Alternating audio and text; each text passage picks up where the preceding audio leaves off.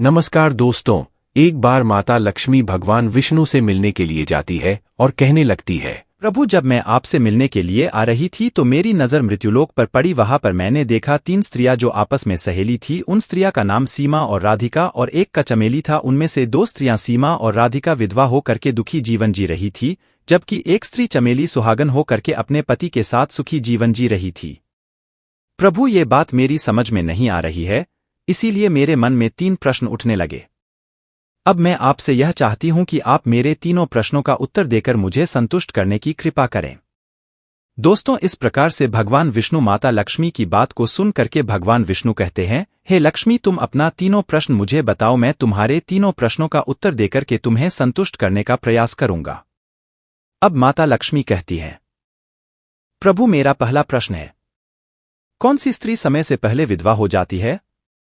मेरा दूसरा प्रश्न है, कौन सी स्त्री को जीवन में कभी भी सुख नहीं मिलता? और मेरा तीसरा प्रश्न है, कौन सी चीज ऐसी है जो एक पत्नी अपने पति को मांगने पर भी नहीं देती है? दोस्तों, इस प्रकार से माता लक्ष्मी के प्रश्न को सुनकर के भगवान विष्णु कहने लगे, तुम जिन स्त्रियों की बात कर रही हो, उनमें से 2 स्त्रियां सीमा और राधिका विधवा होकर अपना दुखी जीवन जी रही है, वहीं पर एक स्त्री चमेली सुहागन होकर के अपने पति के साथ सुखी जीवन जी रही है।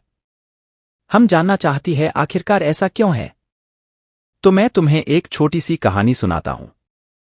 इस कहानी को बहुत ही ध्यान से सुनना। आधी अधूरी कहानी सुनने वाले को आधा अधूरा ही ज्ञान प्राप्त होता है, जो जीवन में कभी काम नहीं आता, क्योंकि तुम्हारे तीनों प्रश्नों का उत्तर यही छोटी सी कहानी में समाये हुए हैं। अगर तुम इस कहानी को पूरी ध्यान से सुन लेगी तो इसी कहानी में तुम्हारे तीनों प्रश्नों का उत्तर मिल जाएगा और तुम्हें संतुष्टि प्राप्ति होगी।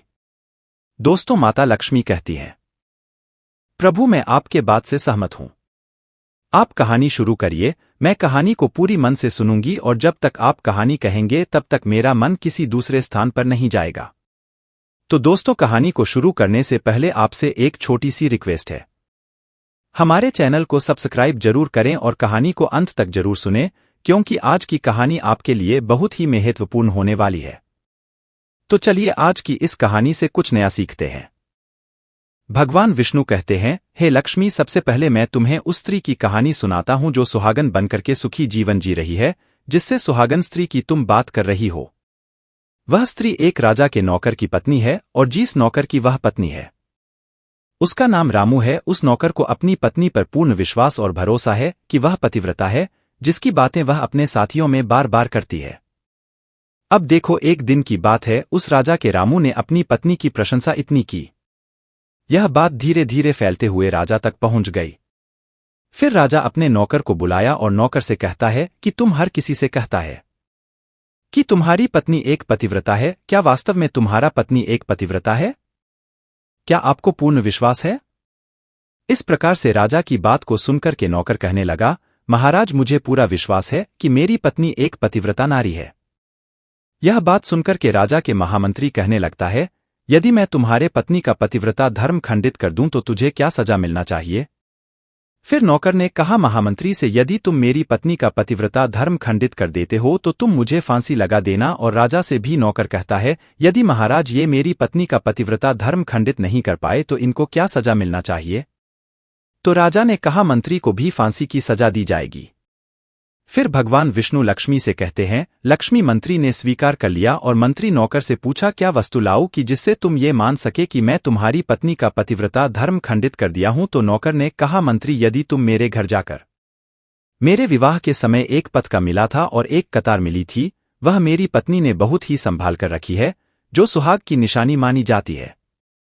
अगर तुम पटका और कतार लाकर मुझे दिखा देगा तब मैं मान जाऊंगा कि तुमने मेरी पत्नी का पतिव्रता धर्म खंडित कर दिया है। मंत्री उस शर्त को स्वीकार कर लेता है और एक शहर में जाता है और एक दूती से जाकर मिलता है। वह दूती हमेशा एक दूसरे से भिड़ने का काम करती थी और जो काम कोई नहीं कर पाता था वह काम दूती करने में पूरी तरह से सक्षम थी। फिर इस प्रकार से मंत्री ने उस दूती को अपने स्वार्थ के लिए अपने पास बुलाया और दूती से कहा, देखो, इस नाम का एक व्यक्ति है, उससे मेरी शर्त लगी है। और मंत्री ने उस शर्त के बारे में दूती से सारा कुछ बता दिया कि तुम किसी भी तरह उस स्त्री से मेरा संपर्क करता हूं, तुझे जितना धन चाहिए मैं तुम्हें उतना धन दूंगा। इस प्रकार से मंत्री की बात सुनकर के दूती कहने लगी, भाई, तुम उस स्त्री के बारे में बात मत कर, वह स्त्री पूरी तरह से पतिव्रता है, तेरी और देखेगी भी नहीं, तेरी शक्ल भी नहीं देखेगी और उनके परिवार के व्यक्ति खूंखार है, तेरी खाल उतार लेंगे। तब मंत्री कहने लगा, ठीक है, यदि तुम उनसे मेरा संपर्क नहीं करवा सकती है तो एक काम कर दे, उसके घर जाकर पटका और कतार चुराकर ला दें। यदि उसकी पत्नी के गुप्तांग के पास में यदि कोई चिन्ह हो तो वह चिन्ह भी देख करके मुझे बता देना, फिर मैं तुम्हें मुंह मांगा इनाम दूंगा। ये बात दूती के समझ में आ गई और उसने कहा, ठीक है, मैं तुम्हारा काम अवश्य करूंगी। नौकर शहर में रहता था, 2-3 नौकर के घर जाती है और उसकी पत्नी से जाकर के कहती है, बेटी मैं तुम्हारे पति का बुआ हूं, मैं कई वर्षों के बाद तुम्हारे घर आई हूं। फिर उस स्त्री ने कहा, मैंने आपको पहले कभी नहीं देखा हूं इसलिए पहचान नहीं पाई। इस प्रकार से उस दूती को उस नौकर की पतिव्रता स्त्री ने बहुत बड़ा सम्मान दिया, लेकिन उसे क्या पता था कि यह उसके साथ में छल करने आई है। अब भगवान विष्णु कहते हैं, लक्ष्मी इस प्रकार वह दूती उस पतिव्रता स्त्री के साथ में 2 दिन तक रुकी, जिससे समय वह स्त्री स्नान करने लगी तो दूती उठ करके उस पतिव्रता के कमर रगड़ने लगी। उस पतिव्रता स्त्री ने बहुत ही मना किया, फिर भी वह दुखी नहीं मानी और कहने लगी, तुम तो मुझे बेटी से भी प्यारी लगती हो, तो इसमें मना करने वाली क्या बात है, मना मत करो। काफी दिनों बाद मेरी मुलाकात तुमसे पहली बार हुई है। अब यह सब कहकर के वह दूती मुंह पर हाथ पर आने लगती है। फिर आंखों को धोने के बहाने से उस दूती ने उस पतिव्रता स्त्री की आंखों पानी मार दिया और उस पतिव्रता स्त्री की आंखें बंद हो गई। इस प्रकार से गुप्तांग के पास में जांघ पर एक दिल का निशान था जो दूती ने देख लिया। अब तो उसका काम बन गया। अब स्नान करने के बाद वह पतिव्रता स्त्री अपनी रसोई में खाना बनाने के लिए गई तो दूती को मौका मिल गया और उसने पटका और कतार उस नौकर के घर से चुरा ली और वहां से एकदम भाग गई और जा करके वह दूती पटका और कतार उस मंत्री को दे दिया और उस पतिव्रता स्त्री के जांघ पर जो तिल का निशान था वह भी बता दिया। मंत्री सीधा राजा के दरबार में पहुंचा और राजा से जा करके कहा, महाराज, मैंने नौकर की पत्नी के साथ में 2 दिन बिताए और यह पटका और कतार उसी के हाथों से लेकर आया हूं। फिर राजा ने अपना दरबार लगाया और नौकर को बुलाया और राजा ने महामंत्री से सभा में पटका और कतार नौकर को दिखाने को कहा। फिर राजा की आज्ञा पाकर मंत्री ने नौकर को उसकी घर की पटका और कतार दिखा दिया और उसकी पत्नी के गुप्तांग के पास में जांघ पर जो तिल का निशान था वह भी बता दिया कि वास्तव में आज मेरी पत्नी ने अपना पतिव्रता धर्म पूरी तरह से खंडित कर लिया। भगवान विष्णु कहते हैं, लक्ष्मी फिर तो राजा ने फांसी का सजा 15 दिन बाद रख दिया और कह दिया कि नौकर को 15 दिन बाद फांसी पर चढ़ा दिया जाएगा। इस प्रकार से नौकर से उसकी अंतिम इच्छा पूछी तो नौकर कहा, मैं अपनी पत्नी से एक बार मिलना चाहता हूं। इस प्रकार से राजा ने उस नौकर को आज्ञा दी कि ठीक है, तुम अपनी पत्नी से मिल सकते हो। फिर नौकर अपने घर गया और अपनी पत्नी से कहा कि तुमने मेरे साथ बहुत बड़ा विश्वासघात की है। मैंने तुम्हारे विश्वास पर मंत्री के साथ ऐसी शर्त लगाई थी। राजा के दरबार में राजा के सामने कहा था कि मेरी पत्नी का पतिव्रता धर्म को ही नष्ट कर दें तो मुझे फांसी लगा देना। आप मुझे 15 दिन बाद फांसी लगा दी जाएगी। मेरे साथ विश्वासघात करके तुमने ठीक नहीं किया। तब उस पतिव्रता स्त्री ने अपने पति को सारी बात बताई मगर उसे विश्वास नहीं हुआ।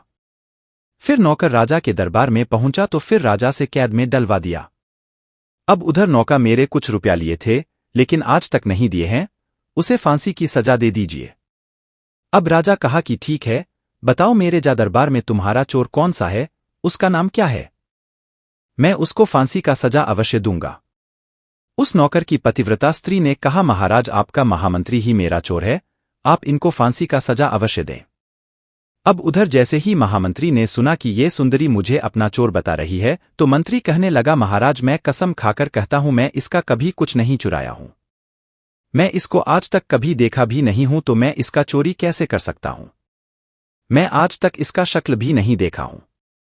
अब भगवान विष्णु कहते हैं, लक्ष्मी जैसे ही मंत्री ने कहा कि मैं सुंदरी की आज तक शक्ल ही नहीं देखा हूं तो वह सुंदरी कहने लगी, महाराज ये मंत्री मुझे जानता नहीं है तो आप इससे यह पूछो ये पटका और कतार कहाँ से लाया था। मैं उस नौकर की पत्नी हूं जो आपके यहां नौकर का काम करता है और आप मेरे निर्दोष पति को फांसी देने वाले हैं। अब मैं आपको पूरी दस्त सुनाती हूं।